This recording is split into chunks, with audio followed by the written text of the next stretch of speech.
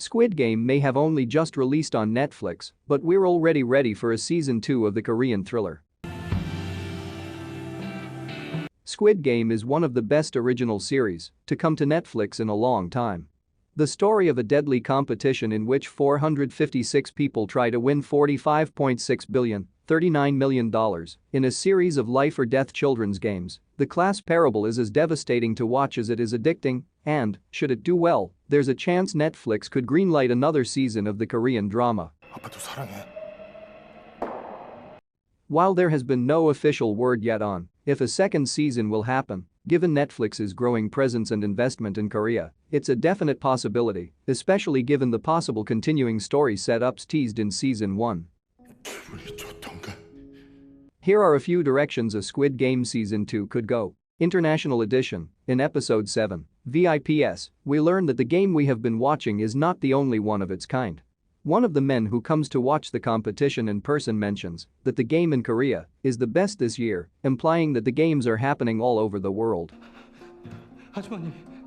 If Netflix wanted to produce another season of Squid Game, an interesting angle would be to take us to a Squid Game in another country. Season 1 is a Korean production through and through, and its storytelling is based in the country's culture. If the series creator were up for it, it could be interesting to see the same framework critiquing modern capitalism applied to a different country and culture to tell the story in a new, yet interlocking way. Squid Game Season 2. The period piece. We know from Hwang Joon-ho's investigations into the Squid Game that the global gambling ring has been going on for decades, at least as far back as 1988. Should Season 2 continue, it could be interesting to see a Squid Game story set not in another country, but in the past. If Squid Game's underlying goal is a critique of the system we all live in, what would that look like at an earlier point in our history? And how might Oh Il-nam, revealed to be one of the masterminds behind the game, come into play? In the future, hear me out, Squid Game, but in space. Okay, it doesn't have to be space, but Squid Game could choose to move not into the past, but the future with its premise.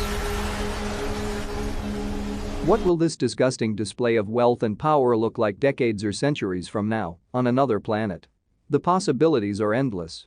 Honestly, of the ideas I've outlined, this is the least interesting to me, at least on the face of it. As I mentioned in my review of the first season, one of the narrative elements that sets Squid Game apart from other examples of this subgenre is the fact that it is not set in some near-future dystopia, but in our present day. There are tons of examples of deadly competition stories set in a world that is developed from our own, and Squid Game would have to do a lot of work to do something new and interesting in that cultural space.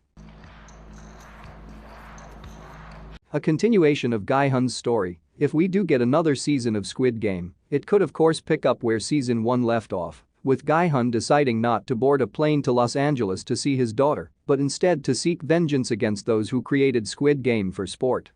While the first season ties up most of the loose endings, this is a big one to leave hanging.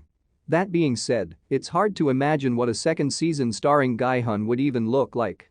While he now has access to wealth, it isn't comparable to the resources of those who create and play the game. It's hard to imagine what Gi-hun could do to bring down Squid Game because it is part of a larger, corrupt and unequal system. That's kind of the point.